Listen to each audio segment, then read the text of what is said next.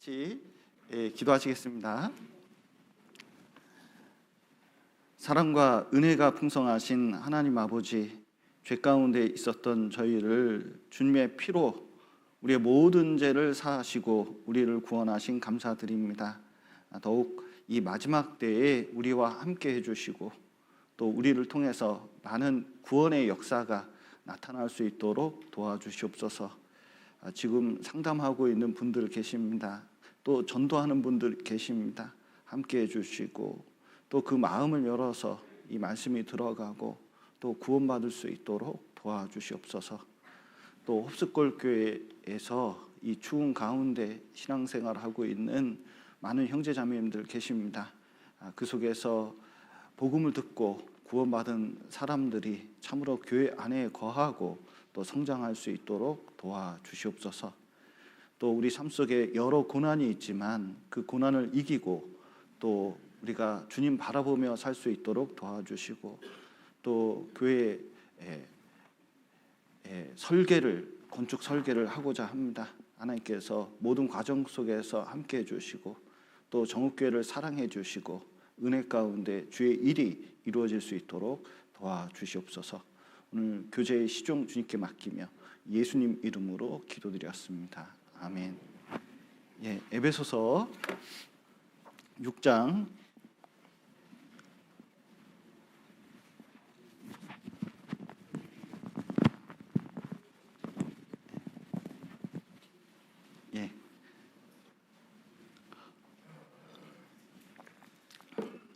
에베소서 6장 23절 24절입니다. 드디어 에베소서를 이제 근 4년 가까이 했는데 이렇게 이제 마지막 부분을 다루게 됐습니다. 23절 24절 보시겠습니다. 아버지 하나님과 주 예수 그리스도에게로부터 평안과 믿음을 겸한 사랑이 형제들에게 있을지어다. 우리 주 예수 그리스도를 변함없이 사랑하는 모든 자에게 은혜가 있을지어다. 지금 뭐 다 알고 계시겠지만 지금 이제 그 이스라엘에서 하마스하고 이제 전쟁 중에 있고 이것이 이제 얼마나 오래 갈지 모르겠습니다. 그래서 좀 빨리 평안을 찾았으면 좋겠다 생각이 드는데 성경의 이제 마지막 전쟁 그리고 마지막 징조 중에 확실한 것은 그 마지막 때 전쟁이 어디서 일어나죠? 그 핵심은 장소가 예루살렘입니다. 그래서 그 예루살렘의 정황이 그 전쟁 상황이 그 우리 전 세계 운명하고도 관련이 있습니다. 그래서 특별히 이제 성경의 예언들이 차곡차곡 이루어지고 있는데 제가 정읍교회에 와서는 그 속도가 너무 확연해지고 있습니다. 먼저는 이제 오자마자 한 달 만에 코로나 터져가지고 진짜 목회 생활에 이렇게 코피 나는 적이 없어요. 이렇게 힘들게 하는 적이 없습니다. 그래서 제 신앙생활 가운데 가장 어려웠을 때가 이제 코로나 기간이었거든요. 목사가 교회 오지 말라고 한 건 생애 최초였습니다. 그런데 그렇게 마스크를 오랫동안 쓰고 다녔던 거 기억이 나시나요? 다 잊어먹으실지 모르겠습니다. 근데 코로나 터지고 좀 있으니까 코로나 이제 지나가나 싶더니 러시아가 우크라이나하고 전쟁을 해가지고 전쟁을 일으켰습니다. 그러니까 이 러시아 성경에 보면 러시아가 어떻게 된다고 돼 있죠? 전쟁을 일으키는 두목이 러시아인데 러시아가 전쟁을 일으키는 가장 큰 문제가 뭐냐면 이게 경제적인 문제입니다. 그런데 지금 러시아는 이제 석유와 가스로 지탱하는 나라인데 석유 가스를 팔아먹을 수가 없어요. 전쟁 때문에. 그래서 어디다 팔아먹냐면 중국과 일본에다가 밀수입해가지고 팔려고 합니다. 국제법으로는 잘 안 되게 돼 있으니까 싸게 팔려고 어떻게 전쟁 비용을 충당하고 있는데 지금 최근 들어서 뉴스를 보니까 그게 똑 떨어지고 있는 모양이에요. 왜냐면 전쟁 비용이 하루에 몇 조씩 들어갈 수도 있고 몇 백억씩, 몇 천억씩 들어갈 수가 있거든요. 그런데 쌓아뒀던 그 돈이 지금 거의 똑 떨어져 가고 있는 중인 것 같습니다. 그래서 뉴스에서 계속 러시아 경제 상태에 대해서 지금 말을 하고 있거든요. 그런데 지금 예루살렘에서 전쟁 일으킨 사람들이 누구죠? 하마스. 하마스는 누굴까요? 하마스는 이란이 뒤에서 도와주고 있는 이슬람 무장 단체거든요. 그런데 그 이슬람 무장 단체가 예루살렘을 공격한 이유가 뭡니까? 근본적인 이유가 뭐죠? 여러 이유가 이유만 해도 한 500가지는 될 수가 있거든요. 정말 거기는 복잡합니다. 그런데 가장 첫 번째가 뭐냐면 지금 성전에서 이 자유롭게 자기들 이슬람 종교 행위를 할 수 없게 만들어놨습니다. 제가 예루살렘에 옛날에 갔을 때에는 성전 안에 들어가는 것은 아무 문제가 없었습니다. 그래서 그냥 이제 총만 없는지 무기만 없는지 검사하고 바로 들어갔거든요. 그런데 지금 예루살렘이 어떠냐면 지금 네타냐후 총리가 되면서 점점 이 성전을 가지려고 하거든요. 그래서 전도 집회도 잘 봤지만 어떻게 하냐면 미국 대사관을 텔아비브에서 예루살렘으로 옮겼습니다. 대사관 옮긴 게 뭐 큰일이냐? 큰일입니다. 왜냐하면 미국이 성전을 지어도 된다는 암묵적인 동의가 대사관이에요. 그래서 대사관 개업식이죠. 이제 그것을 할 때 랍비가 와서 설교를 합니다. 그 다음에 네타냐후 총리가 나와서 설교를 하는데 설교 내용이 뭐죠? 성전산이 우리 손에 있다. 성전산이 우리 손에 있다. 성전산이 우리 손에 있다. 3번이나 강조하면서 성전산의 역사를 쭉 얘기합니다. 무슨 뜻이냐? 성전산이라는 게 무슨 뜻이죠? 예루살렘 거기에 성전이 있어야 된다는 것을 계속 강조하는 거예요. 왜 강조할까요? 자 보세요. 여기 땅 보더니 저거 내 땅인데, 저거 내 땅인데, 저거 내 땅인데 왜 말할까요? 가지려고. 그래서 성전은 지금 이슬람 사원이 있기 때문에 알 아크샤 사원하고 오마르 사원 2개가 있는데 오마르 사원이 이슬람 3대 성지 중에 하나입니다. 그래서 이 3대 성지는 이슬람은 이 목숨을 걸고 바쳐요. 왜냐하면 이것을 보호해야 뭐냐면 신앙이 유지된다고 믿고 있기 때문에 이거 없으면 안 돼요. 그래서 그것을 파괴하는 순간 모든 이슬람이 일어나서 그러니까 성스러운 전쟁, 거룩한 전쟁을 벌입니다. 그 거룩한 전쟁에 들어가서 무기를 싸가지고 뭐냐면 싸우다가 죽으면 어떻게 되느냐? 이 천국 가기가 이슬람에서는 굉장히 쉽지가 않거든요. 돌을 닦아야 되는데 거룩한 전쟁을 치르다가 죽으면 바로 천국에서 가장 좋은 데로 뭐냐면 직행한다고 믿고 있어요. 그걸 계속 어렸을 때부터 얘기를 합니다. 그래서 어린 아이들도 그렇게 믿고 있기 때문에 청소년들이 총을 들고 싸우는 경우가 많아요. 왜냐면 세뇌시키기가 좋기 때문에 그렇습니다. 뭣도 모르고 총을 쏠 수가 있거든요. 그런데 하마스가 이제 네타냐후 총리가 어떤 일을 벌였냐면 유대인은 성전산에 들어가지 않았습니다. 그런데 자꾸 이 성전산에다가 성전을 짓고 싶은 그 메시지를 계속 보이는 데다가 유대인 랍비, 우리식으로 하면 목사가 성전산 내부 들어가가지고 기도하게 하는 법을 만들었어요. 그러니까 랍비들이 들어가서 거기서 기도를 하고 나오는 거예요. 옛날에는 유대인들이 거기 성전에 있는 지성소를 밟으면 죽는다고 생각했기 때문에 안 들어갔는데 깊숙이는 안 들어가고 변두리까지 가서 기도하고 나오고 그랬습니다. 그런데 자 보세요. 여기 교회가 있는데 중이 와가지고 목탁 두드리고 가면은 그거 놔둬야 됩니까? 내쫓아야 됩니까?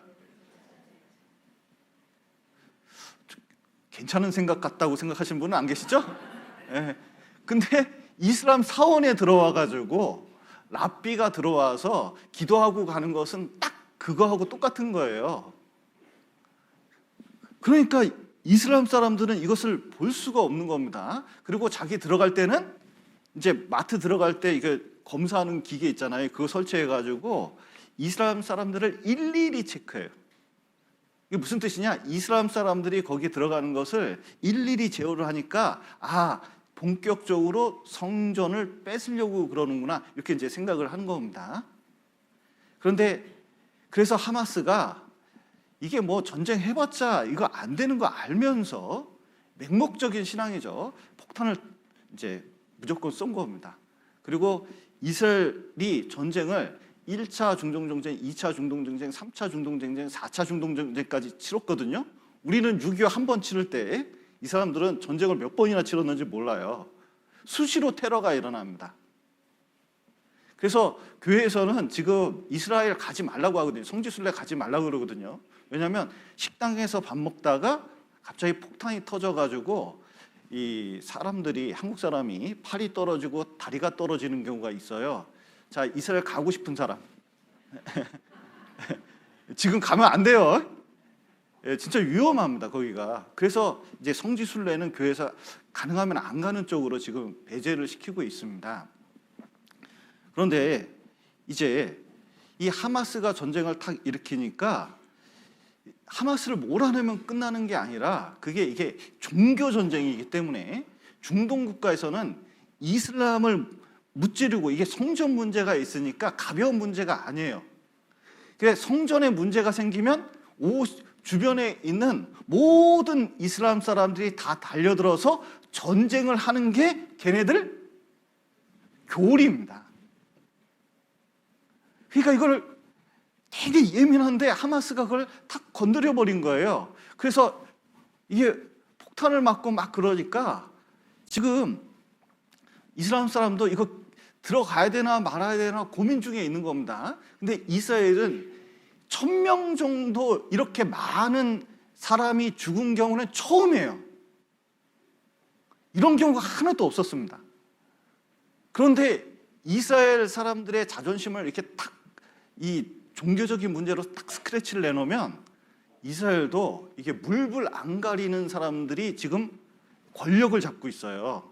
특히 네타냐후 총리는 초정통파, 이 울트라 오소독스라 그러는데 굉장히 종교적인 사람들이 뒤에서 밀어주고 있기 때문에 이게 어디까지 갈지도 모릅니다. 그러면은 이제 하마스를 저렇게 밀어붙이면 이란이 가만히 안 있을 수가 있어요. 이란은 속으로 이것을 의도했는지도 몰라요. 왜냐하면 지금 사우디아라비아가 중동 국가인데 점점 이란보다 힘이 점점 세지고 있거든요. 옛날엔 그렇지 않았습니다. 그런데 점점 세지고 있는데 지금 빈 살만이라는 사람이 미국하고 사이가 안 좋다가 요즘 한번 어떻게 해보려고 그래요. 그리고 이스라엘하고도 손을 잡으려고 그랬습니다. 근데 이란 입장에서는 이게 너무너무 싫어요. 그러니까 하마스 이용해서 이거 문제를 탁 일으키면 이스라엘하고 중동하고 적대적인 분위기가, 종교적인 문제 때문에 적대적인 분위기가 생기니까 이게 사우디 같은 경우는 이럴 수도 저럴 수도 없는 상태가 되어버립니다. 주변에 있는 모든 중동 국가가 이렇게 돼요. 그리고 이란은 지금 뭘 하고 있죠? 러시아에 무기를 대주고 있습니다. 군수물자를 북한도 대주고 있지만 이란이 드론부터 시작해가지고 많은 물자를 제공하고 있거든요. 근데 이란이 나중에 문제가 생겨서 전쟁을 일으키려고 그러면 러시아가 안 가고 싶어도 안 갈 수 없는 상태가 돼버려요. 여러분 에스겔 38장에 보면 자, 이 러시아가 이스라엘 침공할 때 어떻게 침공하죠? 여기 붙잡으시고 에베소 6장 붙잡으시고 에스겔 한번 보시겠습니다. 에스겔 38장입니다.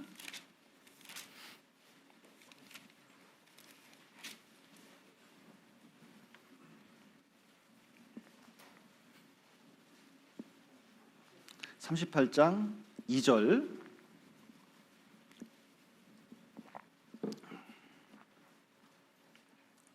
자, 2절 우리가 전도 집회 때 잘 읽는 성경 구절인데 내용을 잘 보시죠. 구약성경 1211페이지. 인자야 너는 마곡 땅에 있는 곡, 우두머리라는 뜻입니다. 곧 로스와 메섹과 두바랑에게로 얼굴을 향하고 그를 쳐서 예언하여 이르기를, 주 여호와의 말씀에 로스와 메섹과 두바랑 고가 내가 너를 대적하여 너를 돌이켜 갈고리로 내 아가리를 꿰고 너와 말과 기병 곧 내 온 군대를 끌어내되 완전한 갑옷을 입고 큰 방패와 작은 방패를 가지며 칼을 잡은 큰 무리와. 여기 보시면 여기 로스, 메섹, 두발 어디죠? 로스, 러시아, 현재 러시아하고, 메섹 모스크바의 옛 지명이고, 두발은 두보스크, 그 시베리아에 있는 그 주요 도시 중에 하나입니다. 러시아 연방을 말하고 있는 거죠. 러시아는 한 국가가 아니라 연방 국가거든요. 그런데 러시아가 이스라엘 침공하는 이유 중에 경제적인 문제도 있는데, 여기서 보면 4절에 보면 너를 돌이켜 갈고리로 내 아가리를 깨고. 자 보십시오. 여기 아가리를 탁 꿰어요. 그리고 끌고 내려와요. 그러면은 이거 가고 싶어서 가는 거예요? 안 가고 싶은데 어쩔 수 없이 가는 거예요? 어쩔 수 없이 가는 거예요. 안 가면 안 되는 상태가 되는 거예요. 러시아도 지금 굉장히 이제 힘들기 때문에 이스라엘 전쟁이 일어나는데 또 전쟁을 치른다든지 무리한 것을 하고 싶은 생각이 별로 없을 수도 있어요. 그런데 모든 상황이 전쟁을 할 수밖에 없는 상황으로 내몰린다는 거예요. 지금 시발점이 생겼습니다. 이게 되게 중요한 문제예요. 이게 성경적으로 살펴보면 굉장히 중요한 문제입니다. 특별히 스가랴 12장 한번 보시죠.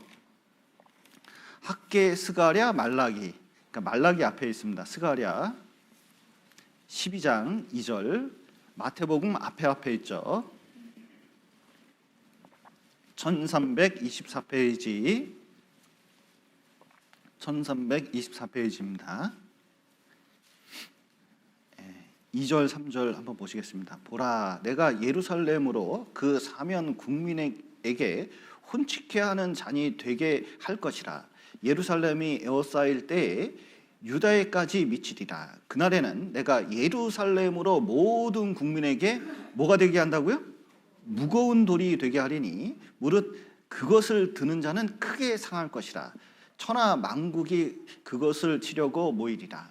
여기 보시면 예루살렘으로 그 주변 모든 국민에게 뭐가 되게 하냐면 2절에 보시면 혼치케 하는 잔입니다.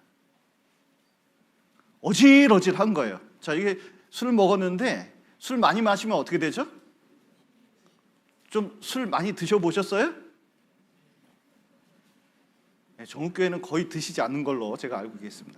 그런데 어떻게 되냐? 술을 너무 많이 마시면 어떻게 되냐? 저 옛날에 그 구원받기 전에 술 좀 마셨거든요. 화학공학과는 술을 안 마시면 안 되는 거예요. 근데 한참 마시다 보면 나중에 집에까지 걸어가는데 자꾸 땅이 앞으로 와요. 그리고 이 지각이 흔들흔들해요. 이게 왔다 갔다 합니다. 왜 그럴까요? 내가 지금 왔다리 갔다리 하고 있는 거예요. 그러니까 앞뒤가 분별이 안 되는데 이 예루살렘 문제 때문에, 이스라엘 문제 때문에 주변에서 어떻게 해야 될 수도 없는 어질어질한 혼란한 지경에 빠지게 된다는 거예요. 그리고 무거운 돌이 된다는 거예요. 자 보세요. 무거운 돌 들었습니다. 무거운 돌 이렇게 들었는데 이게 잘 안 들려요. 그래서 억지로 들려고 이렇게 애를 썼습니다. 근데 힘이 안 되니까 도대체 이게 탁 놓아버렸어요. 그랬더니 어떻게 돼요? 자기 발등을 찍게 되잖아요. 그러니까 너무너무 힘든 문제, 해결할 수 없는 문제가 돼간다는 거예요. 여러분, 미국 대통령 있으면 미국 대통령들, 역대 대통령들이 옛날부터 꼭 해결하고 싶은 문제가 있습니다. 그게 뭐죠? 세계 평화를 위해서는 이스라엘과 중동 국가들이 뭐냐면은 평화 조약을 맺어야 돼요. 정말 이스라엘이 대단한 노력을 많이 해서 요르단하고 옆 나라 요르단하고 평화 조약을 맺었습니다. 그리고 지금은 뭐냐면 이집트하고 전쟁을 치렀거든요. 근데 느닷없이 이 나세르 대통령이 전쟁 치르고 진 다음에 이스라엘과 평화 조약 맺으려고 그랬어요. 그러다가 총 맞아 죽었잖아요. 그리고 그 야빈 총리라고 있어요. 그 이스라엘 총리가 있었는데 평화 조약 맺고 얼마 되지 않아서 총 맞아서 죽었습니다. 그러니까 평화 조약을 맺으려고 그러는데 이게 안 돼요. 역대 미국 대통령들이 이것을 어떻게 해서든 해결해 보려고 평화를 해보려고 그렇게 노력을 했는데 될까요? 안 될까요? 안 돼요. 트럼프는 한 수 더 떠요. 평화가 아니라 오히려 이스라엘을 지지해주고 예루살렘을 세우려고 이렇게 합니다. 그러니까 이것을 어떻게 해결해 보려고 하는데 이게 뭐냐면 스스로 다치는 일이 계속 생기는 거예요.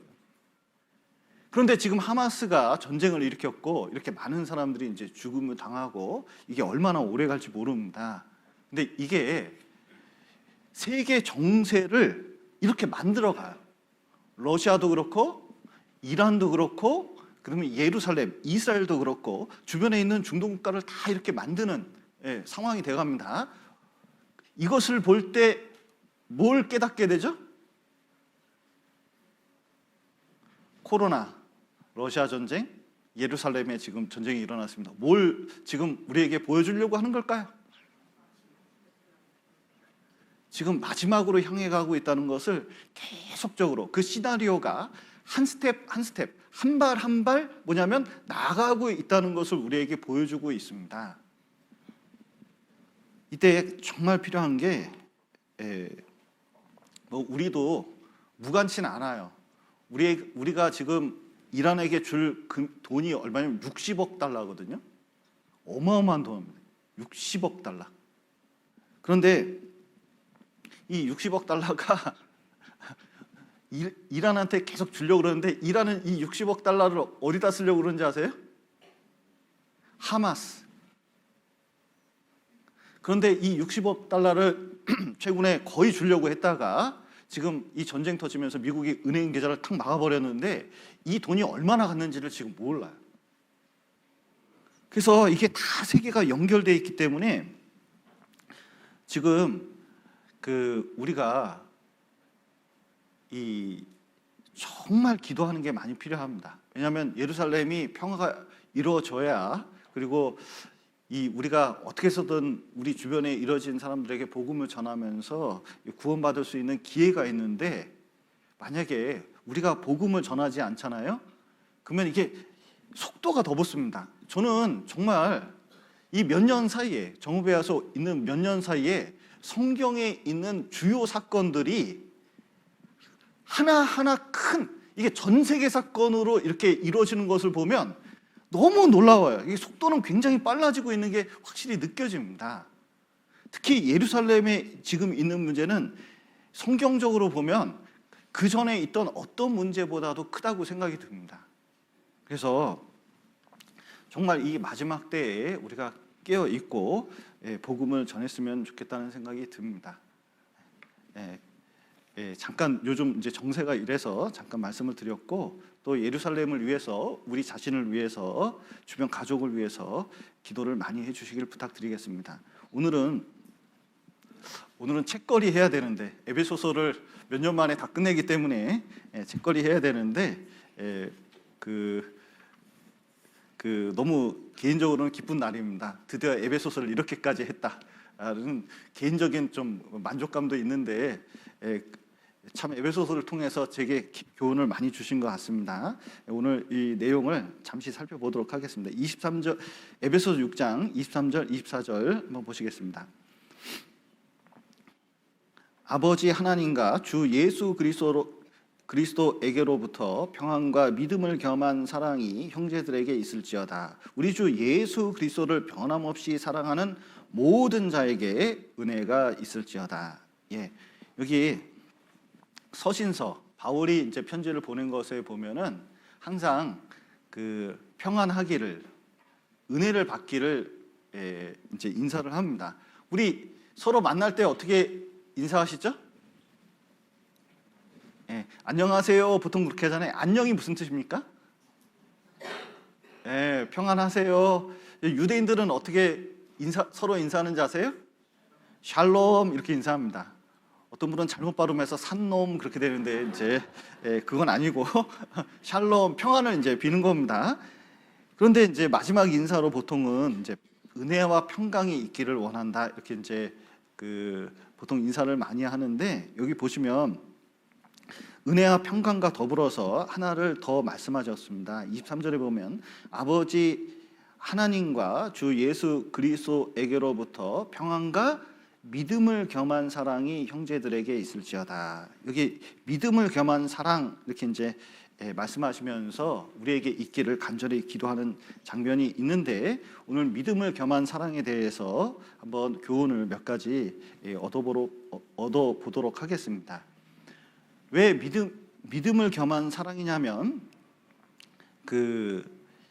이게 하나님에게로부터 나오기 때문에 그렇습니다. 23절 보시면 아버지 하나님과 주 예수 그리스도에게로부터 평안과 믿음을 겸한 사랑이 형제들에게 있을지어다 이렇게 말씀하셨는데, 이 사랑은 하나님에게로부터 나오기 때문에 믿음이 있어야 알 수 있거든요. 여러분, 이 세상에서는 많은 사람들이 사랑을 말하고 있습니다. 그래서 TV를 딱 켜면 가요, 노래도 다 뭐에 대한 주제죠? 사랑. 그리고 드라마도 다 어떤 문제예요? 맨 사랑. 그래서 정말 이렇게 귀에 듣는 것은 사랑이라는 주제로 많은 것을 듣습니다. 그런데 진짜 사랑을 느끼지 못하는 시대에 살고 있어요. 여러분, 홍수가 나면 물은 엄청나게 많습니다. 근데 그때 가장 부족한 게 뭔지 아셔요? 마실 물. 바다에 나가면 물이 그렇게 많은데 먹을 물은 없습니다. 왜냐하면 다 소금물이고 그 물을 먹으면 먹을수록 갈증이 생깁니다. 근데 이 세상에 우리 영혼이 있기 때문에 이 영혼을 채울 것이 많이 있지만 그 중에 중요한 게 사랑이거든요. 근데 사람은 이렇게 많고 시대도 이렇게 좋아졌는데 뭐냐면 사랑이 내 마음에서 채워지지가 않아요. 그래서 사람들은 이것을 채워보려고 별의별 이상한 사랑을 많이 만들어냈습니다. 육감적인 사랑이나, 그리고 요즘은요 탈선이 많아요.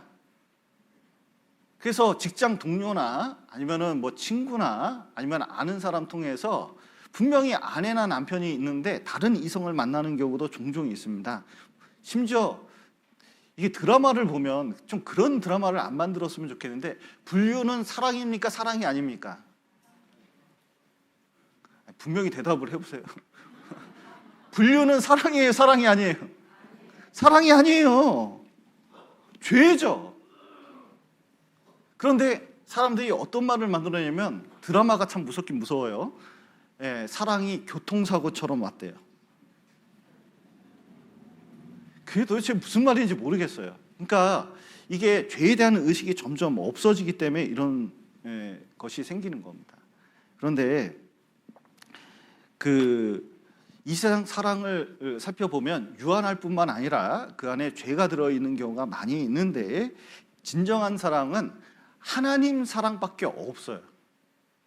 그래서 이 하나님 사랑을 알려면 하나님 자체를 모르면 사랑을 알 수도 없고 또 깨달을 수도 없습니다. 저는 구원받기 전에 학교에서 성경을 나눠줬거든요. 신일고등학교이기 때문에 여기 이제 성경책을 의무적으로 이렇게 하나씩 주십니다. 그럼 궁금하잖아요. 학생 때 얼마나 궁금증이 많습니까? 게다가 머리가 제일 똑똑할 때였거든요. 근데 성경을 계속 이제 자습실에 앉아서 학교에서 준 거니까 성경을 한번 읽어봤습니다. 처음부터 딱 넘겨서 태초에 하나님이 천지를 창조하시니라 하면서 쭉 읽었거든요. 그러다가 출애굽기 정도 가서 부도 났어요. 왜냐면 읽으면 읽을수록 믿어질까요? 이해가 안 될까요? 이해가 안 돼요. 이게 도대체 이게 종교 경전이라서 그런가 보다. 이게 좀 황당한 얘기가 많이 써 있다. 맨 처음에 읽었을 때 그런 느낌이었거든요. 그러니까 이제 성경 읽는 것을 그만뒀어요. 왜냐면 이게 뭔 책이 이렇지? 그러다가 나중에 이제 대학원 올라가서 한방에 있는 이무엘 목사가 저를 전도해가지고 구원을 받았습니다. 구원을 받고 이제 성경을 읽어봤어요. 그랬더니 태초에 하나님이 천지를 창조하시니라부터 시작해가지고 쭉 읽어가는데 다 이해되는 건 아닙니다. 근데 대체적으로 이해가 너무 잘 되고 다 와닿아요. 왜 이런 차이가 날까? 이유가 뭘까? 이유가 뭐죠? 두 가지가 달라졌습니다. 첫 번째는 하나님이 인정이 됐어요. 하나님은 전지전능하시고 천지를 창조하신 분인데 그분이 태초에 하나님이 천지를 창조하시니라 했는데, 자, 여러분 믿어지셔요?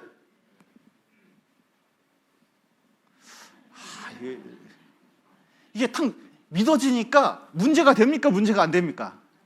문제가 전혀 안 돼. 하나님이 어떤 분인지 알면 전혀 문제가 안 돼요.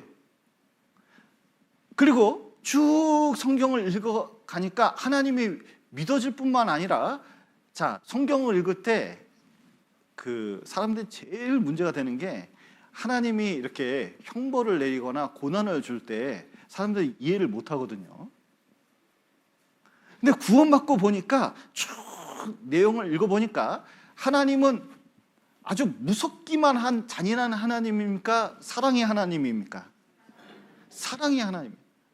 사랑의 관점에서 성경을 처음부터 끝까지 쭉 읽어보니까 이해가 될까요? 이해가 안 될까요? 이해가 돼요.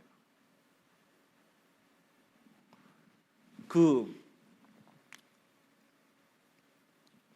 5 빼기 3은 2. 그런데 아이한테 거꾸로 물어봤습니다. 3 빼기 5는? 딱 물어봤더니 초등학교 1학년이 대답을 할까요? 못할까요?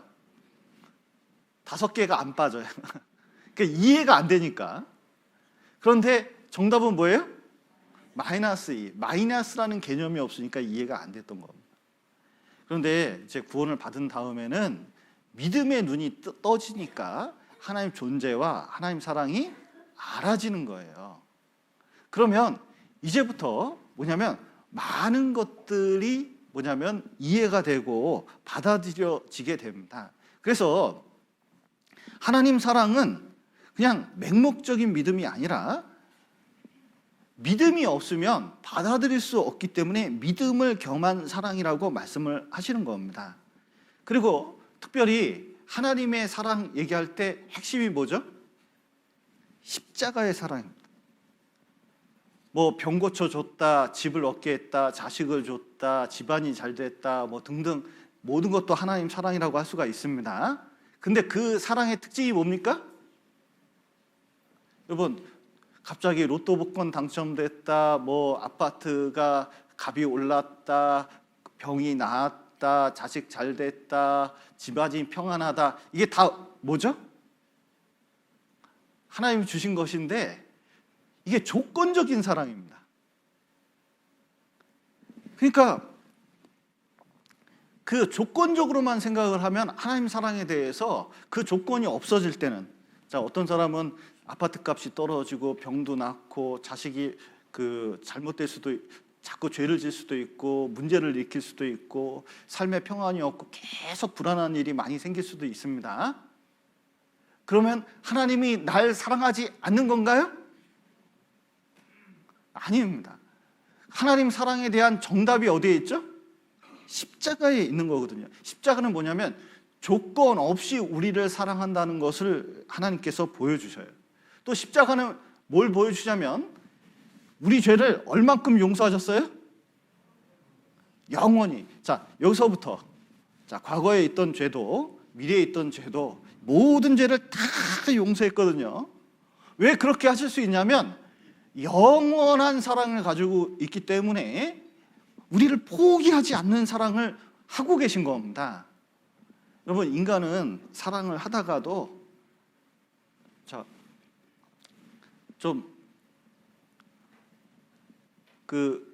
여러분 좀 자식도 있고 남편도 있고 아내도 있고 좀 그러시죠?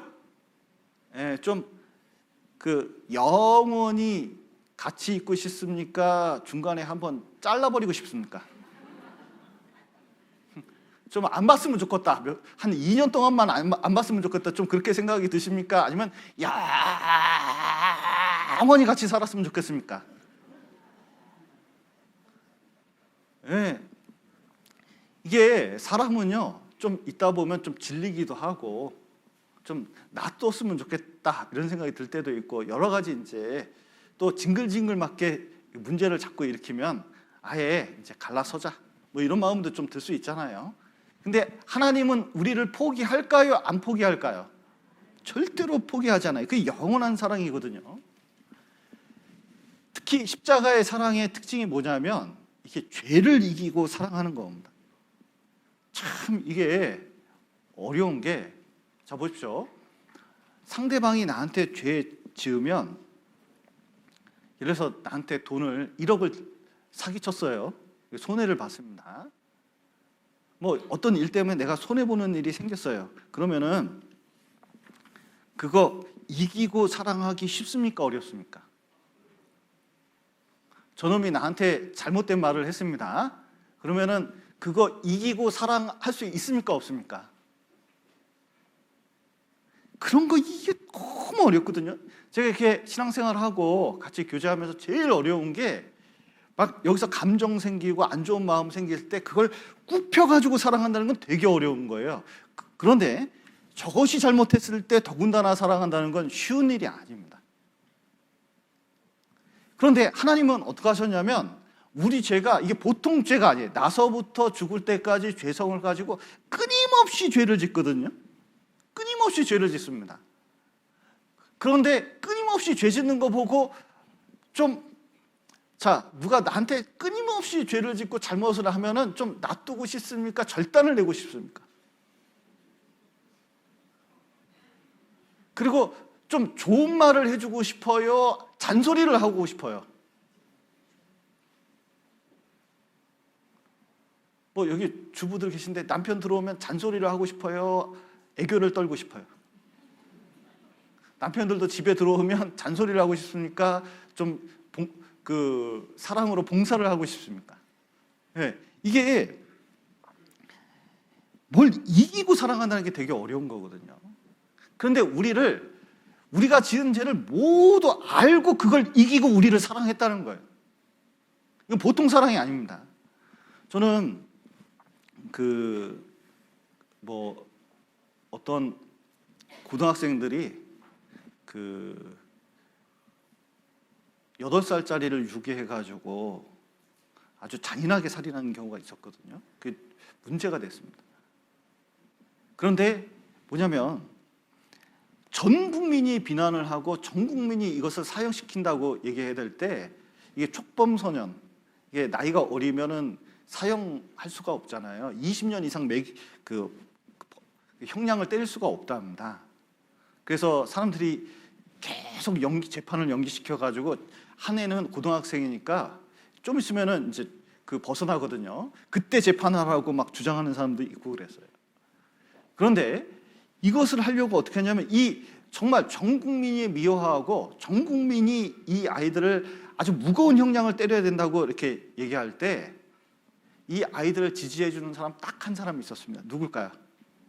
부모. 난 부모가요, 전 재산을 들여가지고 변호사를 12명 선임한 것도 놀라운데, 재판까지 변호사 너무 많다고 줄이라고 해가지고 3명으로 부장급으로 이렇게 엄선하는 것 처음이에요. 그래서 최선을 다해서 변호하려고 그럽니다. 왜 그럴까요? 죄는 너무나 커요. 살인죄니까 얼마나 큽니까? 부모는 근데 살인죄보다 그에 대한 사랑이 더 큰 거잖아요. 그러니까 모든 희생을 해서라도 건지려고 하는 겁니다. 근데 하나님도 그래요. 우리 죄를 압니다. 이것은 사형받을, 지옥에 갈 만한 충분한 죄가 돼요. 그런데 하나님 보시기에는 너무너무 불쌍한 거예요. 너무너무 사랑하는 거예요. 그래서 어떻게 하느냐? 그 죄의 대가를 십자가에서 치러서 우리의 모든 죄를 다 용서해 준 거거든요. 보통 사랑이 아니에요. 이건 인간적인 사랑이 아닙니다. 인간에게서 보기 너무 힘든 사랑이에요.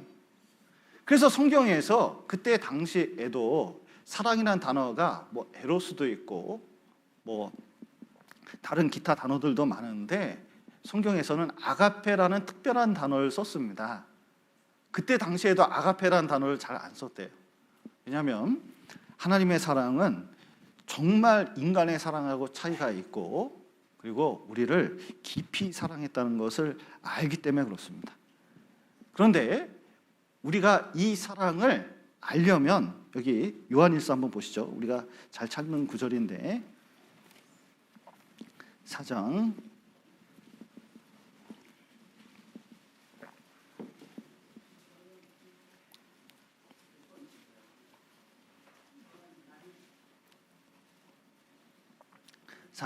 16절입니다. 4장 16절.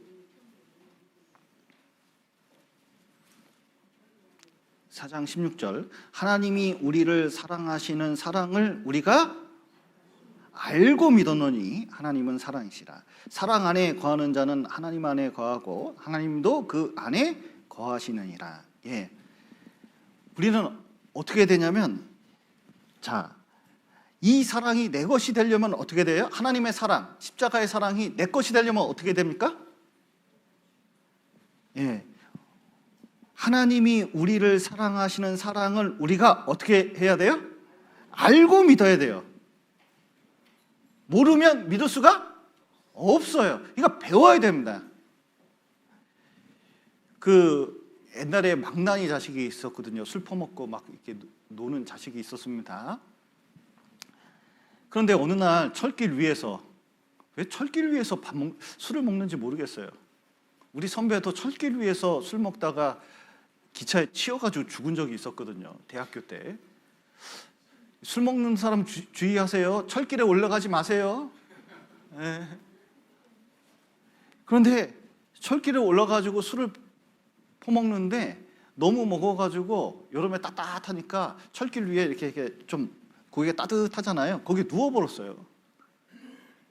그런데 이 지나가던 어머니가, 노모가 보니까 자기 아들 거기 누워있는데 저 멀리서 보니까 뭐가 아니면 기차가 오는 거예요. 얼른 가가지고 끌어내는데 얘가 무거워가지고, 술 취하니까 너무 무거워서 정신도 못 차리고 있고 아무리 끌어내도 안 되는 거예요. 그러니까 어떻게 하냐면 이게 철길 안에서 그걸 밀어 제껴가지고 뭐냐면 탁 이제 내보내는데, 그때 마침 기차가 와가지고 치여서 죽어버렸습니다. 그리고는 뭐냐면 동네 사람들이 다 와가지고 뭐냐면 이 할머니 이렇게 죽으니까 얼마나 큰 사건입니까? 그래서 이제 막 뒷수습하고 이렇게 있는데 아들놈이 술 퍼먹어가지고 만신창이가 되어 있거든요. 그러고는 이제 한참 있으니까 자기도 깼잖아요. 깨가지고 도대체 뭔 일이냐고. 근데 사람이 치여 죽었다 그러니까, 이거 바보같이 철길 걸다가 치여서 죽냐고. 진짜 어리석다고. 동네 사람도 뭐라 그랬을까요? 네 어머니 죽었다. 네 어머니. 너 때문에 죽었다. 네가 술 먹고 여기서 있는 말 너 살리려고 그렇게 하다가 죽었다. 이렇게 얘기하니까 그때부터 욕할까요? 울까요? 울면서요. 얼마나 후회하는지 몰라요. 알게 되니까 자기 때문에 죽었을 뿐만 아니라 자기를 어머니가 얼마나 사랑하는지 이 사건으로 깨닫게 된 거잖아요.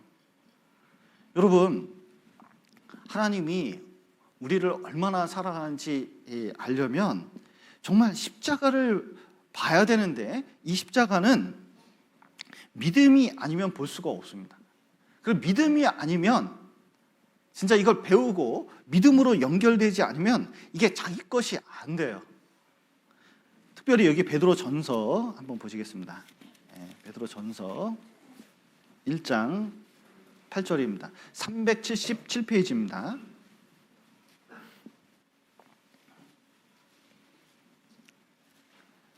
1장 8절, 377페이지 베드로전서 1장 8절입니다.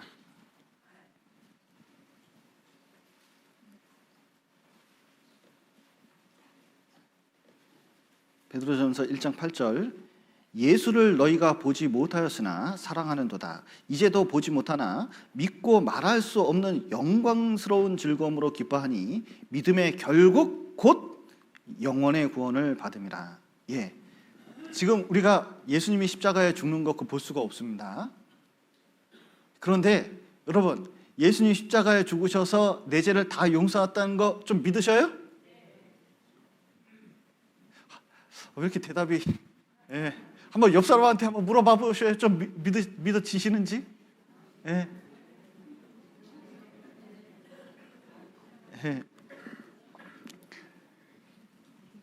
그런데 정말 예수님이 십자가에 죽은 것은 어떤 사실보다 너무 마음속에 깊이 와닿아요. 왜 그러냐면 믿음이 연결되니까 그런 겁니다. 그런데 이게 믿음이 깨지면 하나님 사랑에 대한 그런 의식도 깨지게 돼 있어요. 이게 믿음과 사랑은 이게 연결되어 있기 때문에 이게 믿음이 깨지면 사랑도 깨집니다. 어떤 부부가 사랑해서 결혼을 했습니다. 그런데 보니까 자꾸 돈을 숨기는 것 같아. 돈을 많이 빼돌리는 것 같아요. 근데 돈뿐만 아니라 자꾸 어떤 여자를 만나는 것 같아요. 그때부터 남편을 사랑할 수 있습니까? 자꾸 이렇게 째려보게 됩니까? 경험담이신가 봐요. 자, 보세요. 이게 자꾸 째려보게 돼요. 왜 그러죠? 이게 신뢰가 깨지니까, 이 믿음이 깨지니까 그다음부터는 사랑하기가 되게 어려운 거예요. 그러니까 이 서로 믿음이라는 것은 얼마나 중요하냐면 정확하게 믿을 때 정확한 사랑도 우리에게 오게 되어 있는 겁니다. 그래서 사랑에는 반드시 뭐가 필요하냐? 그만한 믿음이 필요한 겁니다. 그런데 또 요즘 이제 상담을 하다 보면 재밌는 분들 많이 계셔요. 어떤 분이 있냐면 자기 하나님 믿는데요. 심지어 하나님 사랑한대요. 표정이요, 진짜 하나님 사랑하는 표정이에요. 그래서 이제 저 하나님 사랑해요. 막 너무 이렇게 하니까 제가 부끄러워요. 왜냐하면 나도 저런 하나님에 대해서 저렇게 사랑스러운 표정을 좀 지었으면 좋겠다 이런 생각을 갖게 돼요. 그런데 물어보면 맹목적인 사랑이에요. 뭐냐면 믿음과는 아무 상관이 없는 것을 갖고 있어요. 그래서 성경을 보여주면서 그거하고 믿고 있는 내용하고 틀린 부분이 있다.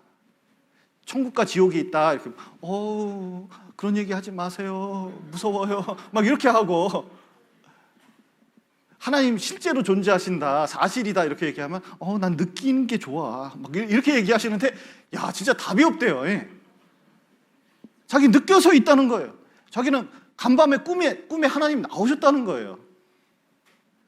어떤 분은 자꾸 며칠 전에 이제 문자를 누가 보내셨는데 간밤에 제가 자기한테 설교하는 꿈을 꾸셨대요. 자, 그 꿈에 나온 나는 저일까요? 제가 아닐까요? 저 아닙니다. 자꾸 오해하시면 안 돼요. 그래서 근데 이게 사실과 상관없으면 맹목적인 사랑이 될 수가 있습니다. 특별히 어떤 사형수가 이게 죽어가는데 엄마가 밑에서 울고 있었대요. 우리 아들 사형받아서 이렇게 죽게 됐다고 막 눈물을 흘리면서. 그러니까 이 자식이 사형을 당하면서 엄마한테 욕을 했어요. 막 욕하면서 당신 때문에 그렇다고.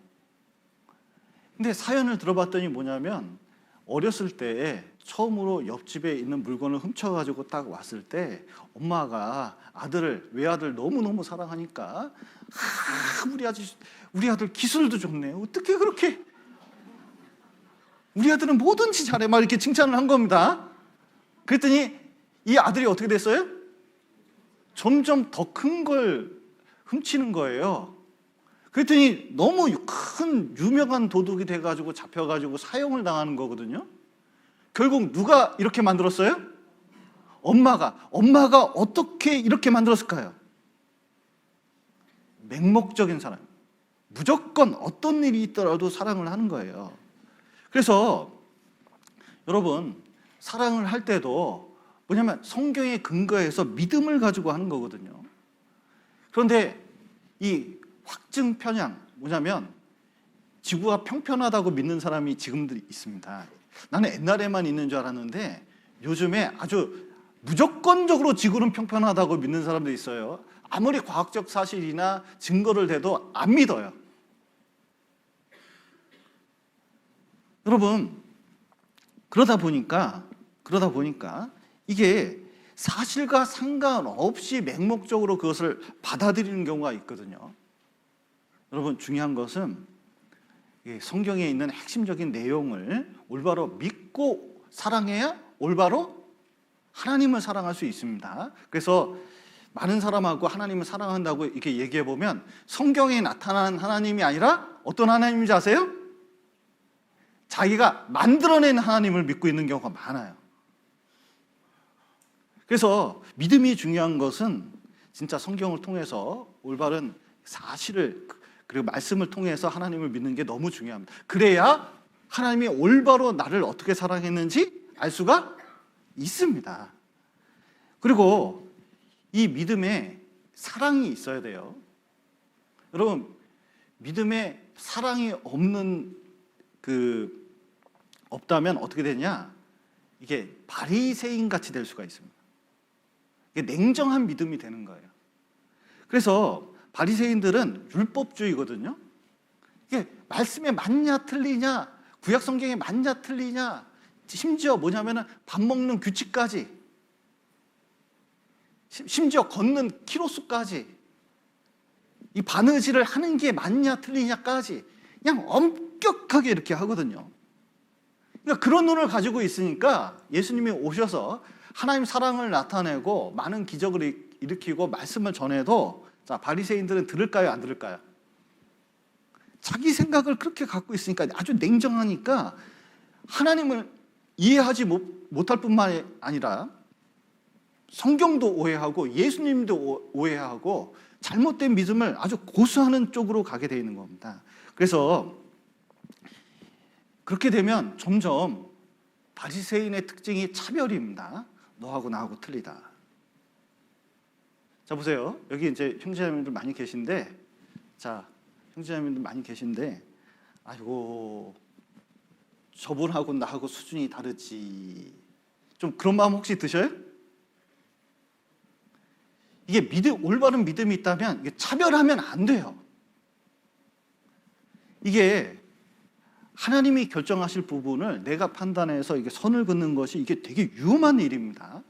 왜냐하면 내가 자칫 잘못하면 하나님 위치에 가 있을 수 있기 때문에 그런 거예요. 그래서 이 믿음은 있는데 진짜 하나님 사랑이 없으면 아주 냉정한 일이 생기게 되는데 이게 신앙생활에 좋지가 못합니다. 그래서 이 믿음과 사랑이 항상 같이 갈 필요가 있습니다. 그리고 여기 에베소서 다시 6장 한번 보시죠.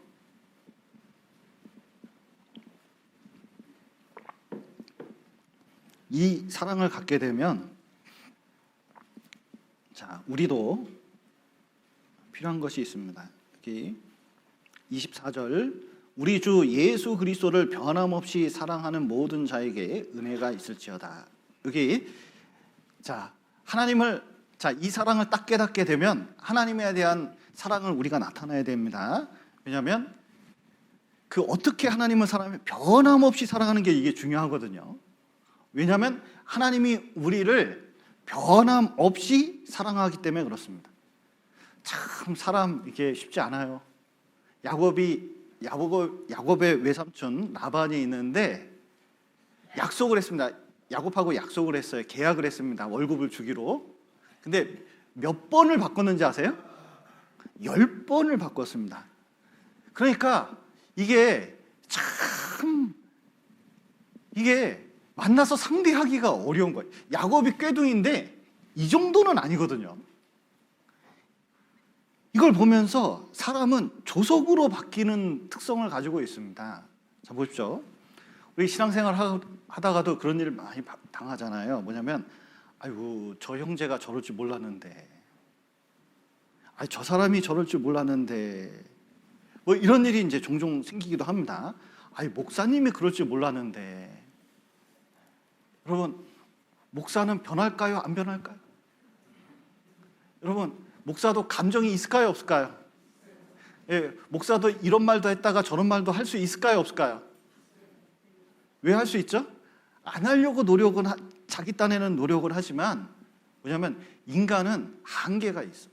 조속으로 변하는 게 있습니다. 그런데 모두 다 변할지라도 안 변하는 분 딱 한 분 계셔요. 누구죠? 하나님. 또 예수님. 여기 히브리서 13장 보시겠습니다.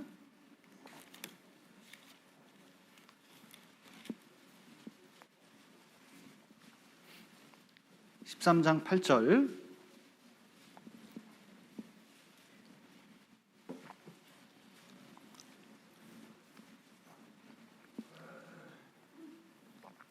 (13장 8절입니다) 자, 369페이지 신약성경 히브리서 13장 8절 같이 읽어보겠습니다. 예수 그리스도는 어제나 오늘이나 영원토록 동일하시니라. 예, 하나님은 변함이 없으신 분뿐만 아니라 예수님도 영원토록 동일하십니다. 자, 예수님은 십자가에서 2000년 전에 죽으셨습니다. 자, 죽음으로 끝났을까요? 예수님은 지금 살아계실까요? 지금 예수님은 죽고 부활하셔서 지금 어디가 계시죠? 하나님 보좌 우편에 계십니다. 하나님 보좌 우편에서 뭐하고 계시죠? 맞아요. 기도하고 계십니다. 누구를 위해서 기도하고 있을까요? 예, 우리를 위해서 끊임없이 기도하고 계셔요.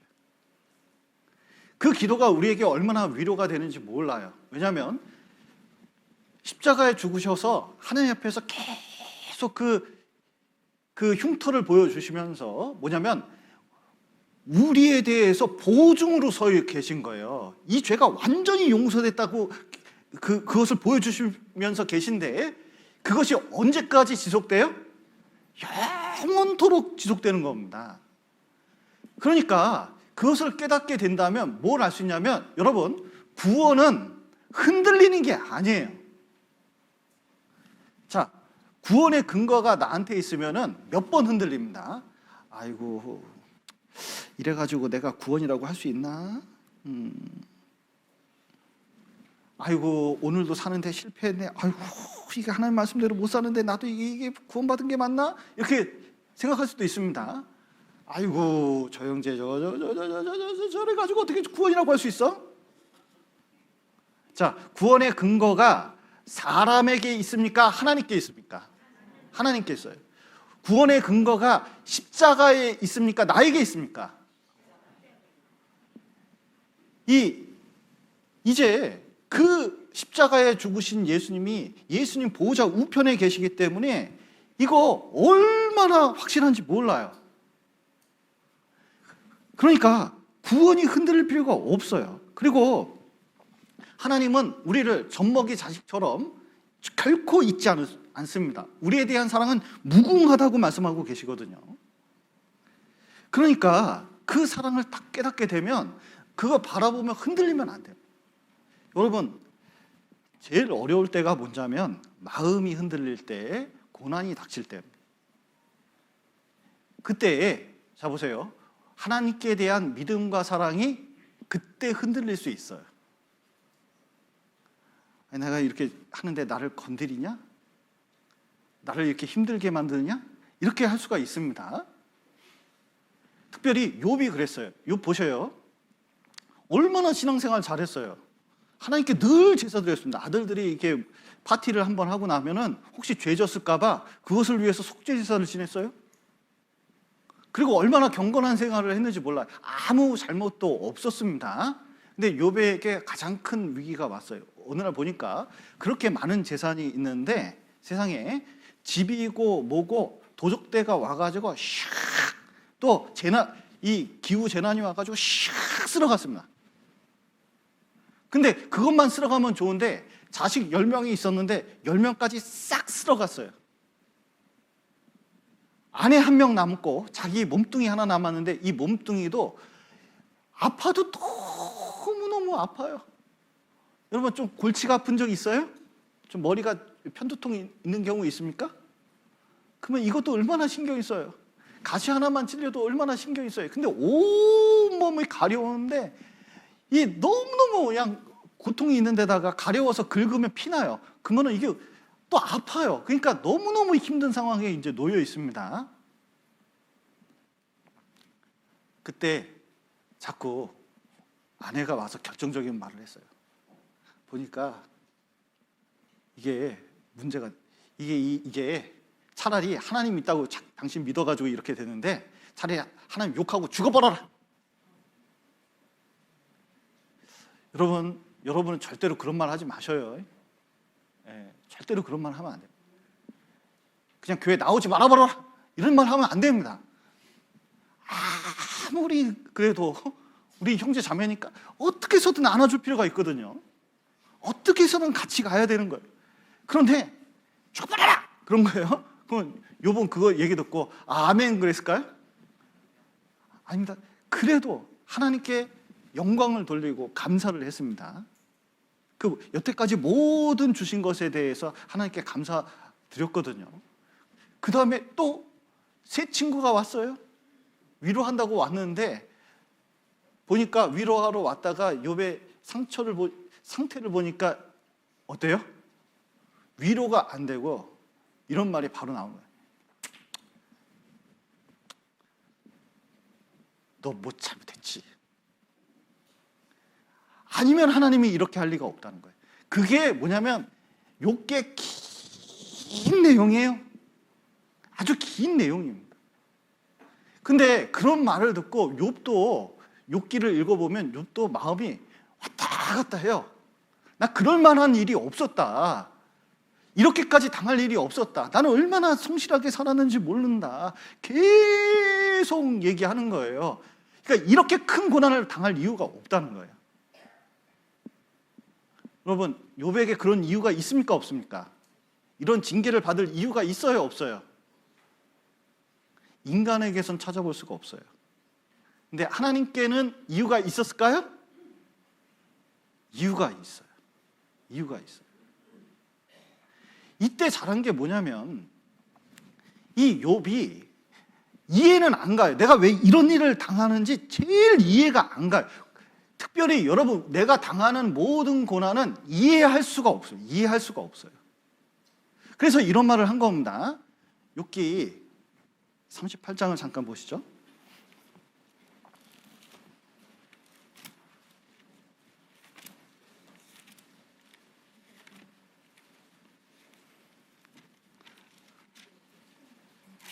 한번 나중에 고난 당하시는 분이 있으면 너무 마음이 힘들고 그러면 욥기를 한번 꼭 읽어보시면 좋겠습니다. 자, 욥기 38장 1절부터 38장 1절부터 제가 읽겠습니다. 때에 여호와께서 폭풍 가운데로서 욥에게 말씀하여 가라사대 무지한 말로 이치를 어둡게 하는 자가 누구냐? 너는 대장부처럼 허리를 묶고 내가 내게 묻는 것을 대답할지니라. 내가 땅에 기초를 놓을 때에 내가 어디 있었느냐? 내가 깨달아 알았거든 말할지니라. 누가 그 도량을 정하였는지 누가 그 준승을 그 위에 띄었었는지 내가 아느냐? 그 주초는 무엇 위에 세웠으며 그 모퉁이 돌은 누가 놓았었느냐? 예, 하나님이 폭풍 가운데 나타나서 욥에게 물어보는 겁니다. 자, 땅에 기초가 있는데 여러분 이 지구에 기초가 있습니다.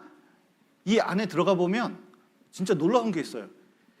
금속인데 너무너무 단단한 게 이 지구 내부에 있습니다. 그 압력이 대단해가지고 얼마나 그 무거운 금속인지 몰라요. 그게 기초가 돼서 이게 도는데 놀라운 것은 그 안에 액체도 있어가지고 이게 자기장을 형성하는 게 너무 놀라워요. 이게 지구 보면요, 어떻게 이렇게 될 수 있는지 이해하기가 힘든 부분이 있습니다. 그리고 또 도량이 뭐죠? 도량형이잖아요. 크기, 지구의 무게, 크기, 그 다음에 바다의 크기, 그리고 태양과의 거리, 이런 거 어떻게 정했는지 너 아느냐? 어떻게 설계했는지 아느냐? 물어보는 거예요. 근데 욥은 알까요, 모를까요? 지금 우리한테 물어보면 알까요, 모를까요? 과학이 이렇게 발달해도 정확하게 다 몰라요. 여러분, 지구 무게 알까요, 모를까요, 인간이? 여태까지 지구 무게를 정확하게 측정한 과학자가 아무도 몰라요. 아무도 없어요. 땅속의 무게를, 땅속에 무엇이 있는지 정확하게 알아낸 사람도 아무도 없다는 거 아셔요? 인간은 알 수 있는 게 한계가 있습니다. 그런데 나사에 있는 과학자들이 찾아낸 게 23만 가지나 있어요.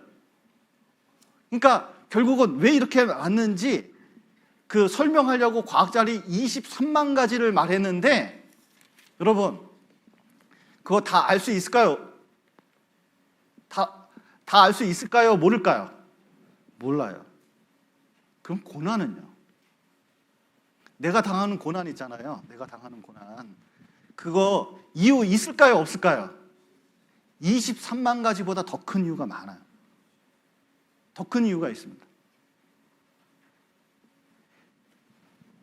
그럴 때 가장 중요한 게 뭐냐면 이 욥이 잘한 게 이겁니다. 여기 한번 보시죠. 42장을 보시죠. 42장 1절부터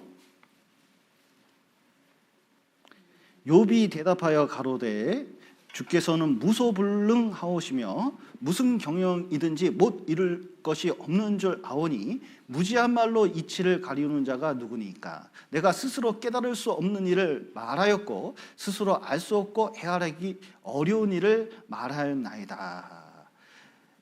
여기 보시면 그 욥이 고난에 대해서 어떻게 이해했는지는 욥기에 안 나옵니다. 욥기에 안 나와요. 욥기의 주제는 이겁니다. 고난에 대한 해석을 해주는 게 아니에요. 왜 이런 일을 당했는지, 하나님이 왜 이런 일을 나에게 주었는지 설명하는 책이 욥기가 아니에요.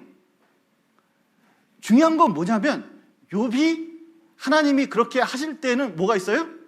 이유가 있다는 것을 믿음으로 받아들인 거예요. 그리고 하나님이 나를 사랑하신다는 것을 받아들인 겁니다.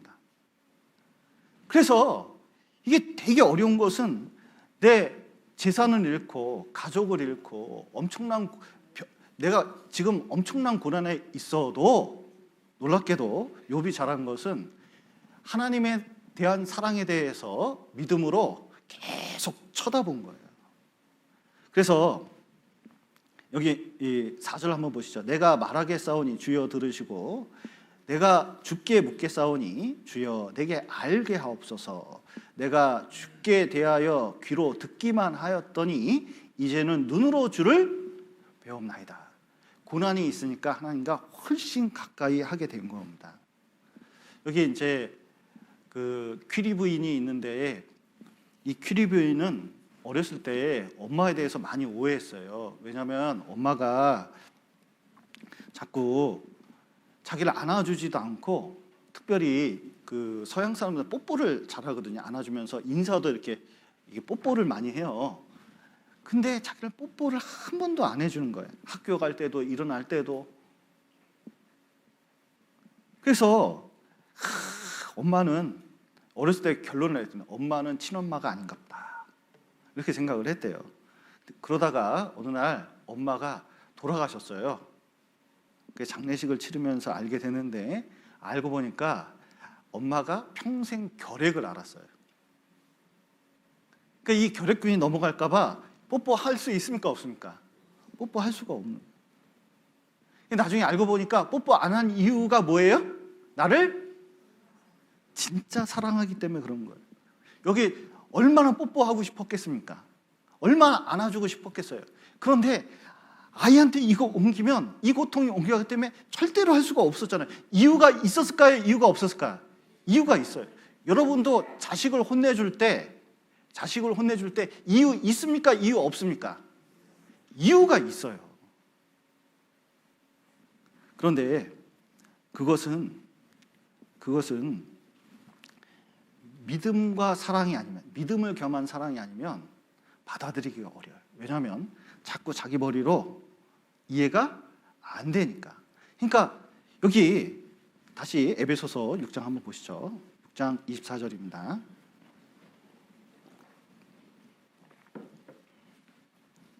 6장 24절. 우리 주 예수 그리스도를 어떻게 변함없이 사랑하는 모든 자에게 은혜가 있을지어다. 뭐냐면 우리 주 예수 그리스도를 변함없이 사랑한다는데, 변함없이 사랑하기가 우리는 쉽습니까? 어렵습니까? 쉽지 않아요.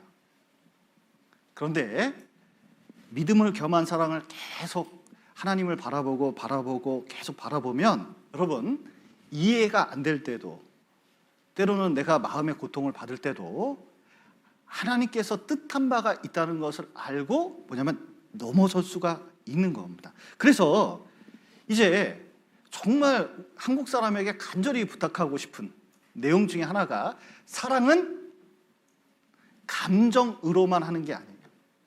사랑은 뭘로 하는 건지 아세요? 믿음으로 한다는 겁니다. 자꾸 이렇게 교제를 하다 보면, 목사님 안 돼요, 안 돼.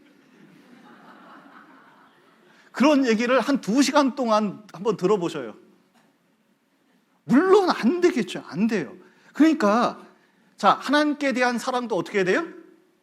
믿음으로 하는 겁니다. 그러면 이제 구원받은 형제자매, 교회 가운데서 하나님 사랑을 배우게 하는 거잖아요. 그럼 하나님 사랑을 배울 때 가장 필요한 게 뭐예요? 믿음으로 하는 거예요. 믿음으로 하는 겁니다. 그러니까 사람들이 자꾸 이렇게 느껴져야 하고 올라와야 해야 된다고 자꾸 얘기를 하는데, 아니에요. 뭐냐면 감정을 이제 가지고 하면 오래 가지 못합니다. 자, 어떤 분이 있는데 세상에 고등학교 때 과외 선생님을 사랑해가지고, 그것도 13살 이상 차이 나는데 고등학교 때 결혼하겠다는 거예요. 여러분 같으면 결혼시켜주겠습니까? 결혼 안 시켜주겠습니까? 아유, 반대하죠. 대학 가면 생각해보자. 그 열심히 공부해가지고 대학을 들어갔어요. 근데 결혼하겠다는 거, 계속 결혼하겠다는 거예요. 말릴 수가 없어요. 말릴수록 더 심해져요. 아니, 그 사람 키도 작고 자기 보기에는 키가 안 작대. 아담하대. 너무너무 예뻐. 아니, 머리 봐라. 이게 그냥 머리도 제대로 안 감으면 이게 이상하고 야성미가 넘친다는데. 아니, 바지도 후줄근해서 구멍 뚫린 청바지 입고 다니는데, 아이고, 패션 센스가 남다르대요. 야, 이거 어떻게 된 거예요? 너무너무 사랑하는 거죠. 그래서 이제 결국은 결혼을 하고 이제 애도 낳고 이제 살고 있습니다. 그런데 나중에 한번 물어봤어요. 좀 지금도 그러세요? 물어봤어요. 그랬더니 그때 부모님 말씀을 들었어야 되는데 그러시더라고요. 왜 그러죠? 사랑이, 이 감정적인 사랑은 오래 못 가요. 상황이 달라지면 변하는 거예요. 그런데 우리의 신앙은 뭐냐면 이게 믿음을 겸한 사랑이잖아요. 그러니까 상대방에 대해서도 마찬가지입니다. 재밌는 게 야곱이 그 예를 많이 보여줍니다. 야곱이 미치겠어요. 에서는 형제인데 원수요. 그래서 자기 집 나갈 때 장자것을 빼앗고 이제 도망쳤기 때문에 사실 눈에 보이지 않는 거거든요. 뭐 돈 될 건 하나도 없어요. 아버지가 축복하는 거 그걸 원해가지고 무일푼으로 집 나왔거든요. 무일푼으로 나오면 아버지 재산 누구 재산? 에서 재산. 에서는 항상 뭐에 만족하냐면 이 눈에 보이는 거, 뭐냐면 이게 이게 좀 돈도 있고 먹고 살고 고기도 많이 먹고 사냥도 하고 재밌게 살아야지. 뭔 성경은 이러고 사는 애가 에서예요. 그게 들사람이에요. 들사람. 밖에 놔두다니길 좋아하는 거예요. 그런데 이놈은 그래도 내가 이게 있죠. 뭐죠? 이걸 뭐라 그러지? 가오가 있지. 내가 장남인데 저것이 아버지의 축복을 뺏어가야 그냥 죽어버렸네. 게다가 나를 속였어? 그 이름 야곱이라는 얍삽하다 그러네. 진짜 이거 죽는다 이때네. 또 에서는 또 남자다운 게 있거든요. 야곱 막 도망쳤잖아요. 근데 이제 20년 만에 야복강 건너서 이제 에서 만나는데 군사를 이끌고 와요. 야곱이 봤더니 그 에서 그때 이 갈던 게 생각나가지고 나 죽여버리겠다고 생각한 게 나가고 어머니도 얘기하고 죽겠는 거예요. 그래서 양떼를 보내고 소떼를 보내고 자식들 보내고 아내를 보내고 그리고 나중에 혼자 남았는데 죽겠어요. 아무리 봐도 에서는 자기 어떻게 해요? 죽여버릴 것 같은 거예요. 밤새도록 기도했습니다. 주여. 아무리 해도 에서가 자기 죽을 것 같은데 기도하니까 뭐가 불편해졌냐면 자기 마음이 꺾였어요. 뭐냐면 하나님 뜻은 베델로 가는 거거든요. 그러니까 하나님이 자기를 도와주겠다는 생각이 딱 든 거예요. 그러면 하나님이 도와주면 에서의 마음도 변할 수 있다는 생각이 든 겁니다. 모든 걸 하나님께 맡겨봐요. 인간적인 생각에는 아무리 봐도 에서가 자기 죽일 것 같아요. 이거 도저히 안 될 것 같은데 그냥 믿고 갔습니다. 믿고 가니까 에서 만날 때 처음에 진짜 옛날 생각해서 인간적으로 발발 떨면서 저 형이 나 죽이지 이러고 갔으면 에서가 어떻게 했을까요? 오히려 혼냈을 것 같아요. 그런데 막 가서 믿음으로 딱 가면서 정말 흔쾌히 맞아주고 재산도 너끈히 줄 마음을 야곱이 가졌어요. 이거 흔쾌히 주니까 야곱이요, 에서가 얼마나 푹 안아주는지 몰랐어요. 그럼 화해를 했습니다. 야곱이 어떻게 한 거냐? 자기 생각과 의지와 감정을 다 꺾어버린 거예요. 믿음으로 그렇게 한 겁니다. 그랬더니 뭐냐면 형제를, 원수 같은 형제도 어떻게 해요? 사랑할 수 있었던 겁니다. 그러니까 믿음을 경한 사랑이라는 게 우리도 사랑할 때 어떤 상태만 보고 어떤 과정만 보고 자꾸 얘기하는 수가 있는데 믿음으로 사랑하는 겁니다. 요셉 보십시오. 형제들 자기를 팔아먹을 뻔했습니다. 그리고 전적으로 잘못은 누가 있어요? 요셉은 아무 잘못이 없어요. 형제들이 자기를 죽일 뻔했잖아요. 죽이려고 했죠, 실제로. 그리고 얼마나 고생을 많이 하게 했습니까? 그러니까 이거 형제인데 왼수요. 이런 원수가 없어요. 근데 요셉은 이들을 용서했습니다. 어떻게 용서했죠? 여기 창세기 50장, 뭐 잘 알고 있는 말씀이시지만 50장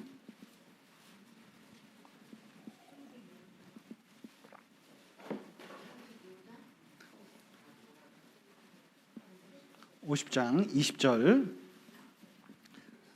전 창세기에서 가장 감동적인 구절이 이 구절이라고 생각이 듭니다.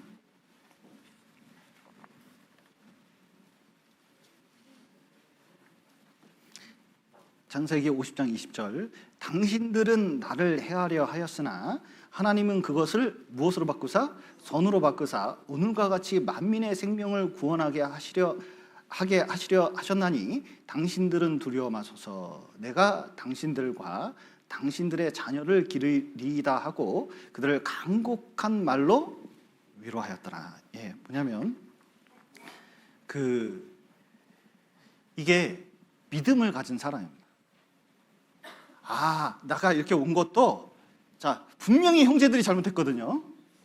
근데 형제들이 보냈다고 생각합니까? 하나님이 보내셨다고 생각합니까?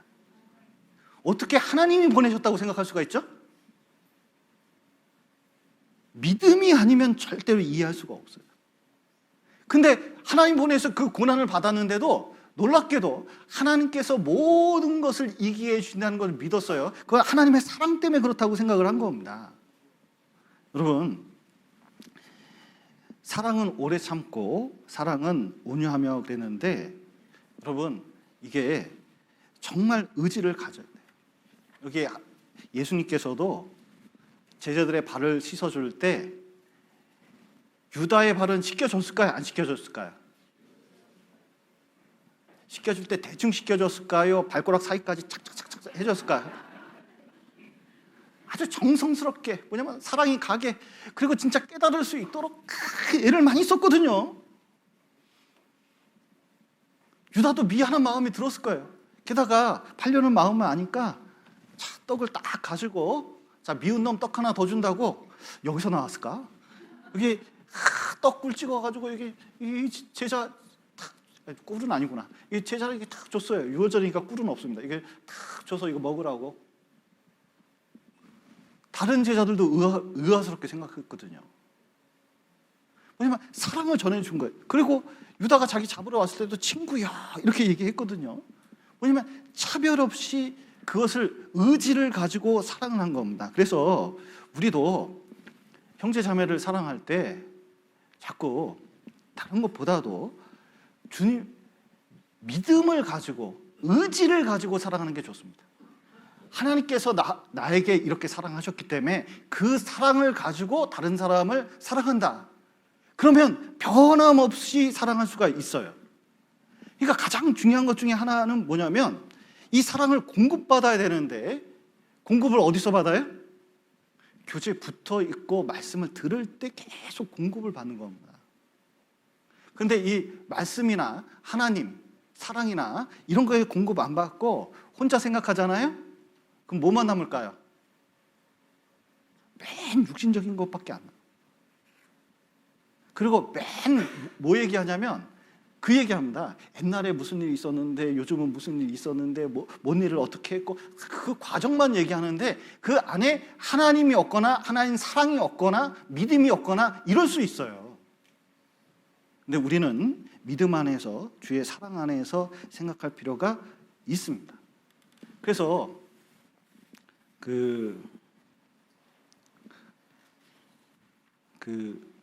이제 이 사랑을 더 키워가려면 필요한 게 있습니다. 우리가 전교회 내에서 더 사랑을 키워야 되잖아요.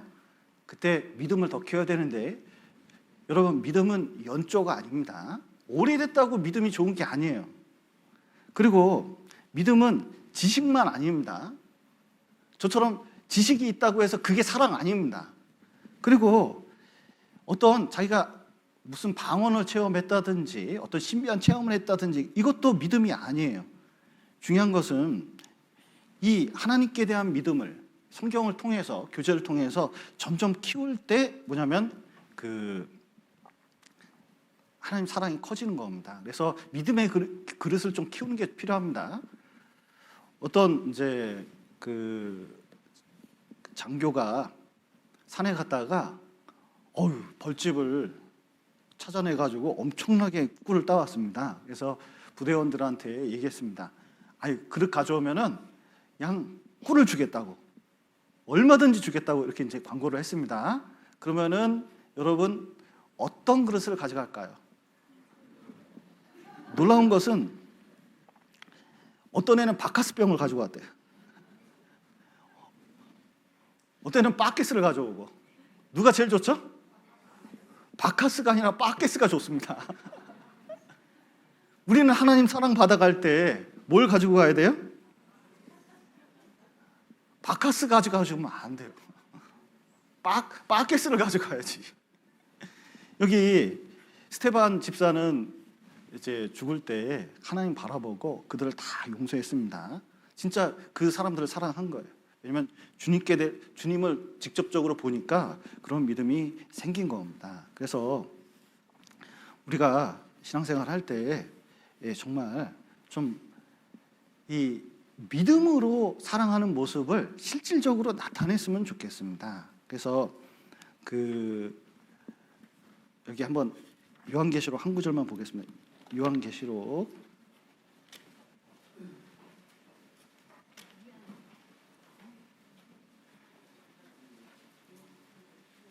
2장입니다.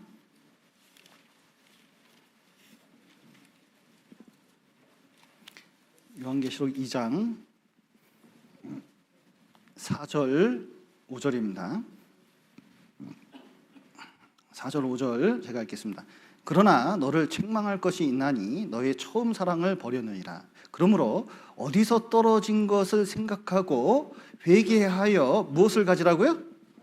처음 행위를 가지라. 만일 그리하지 아니하고 회개치 아니하면 내가 내게 임하여 내 촛대를 그 자리에서 옮기리라. 예, 뭐 몇 번 그 설명을 했기 때문에 그 사랑에 있어서 제일 중요한 게 먼저 믿음으로 행동을 해보는 게 좋아요. 여러분 이런 게 있습니다. 어떤 며느리가 있었는데 시어머니를 그렇게 미워했대요.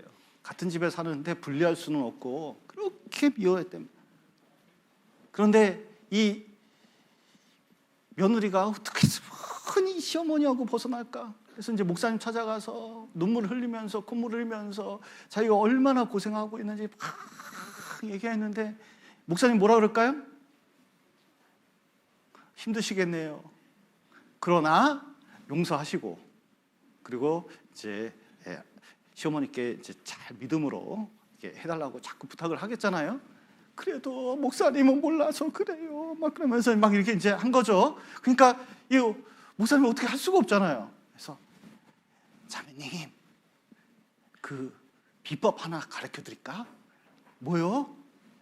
아니, 우리 집에 전설같이 내려오는 건데 쥐도 새도 모르게 시어머니 죽이는 방법이 있어.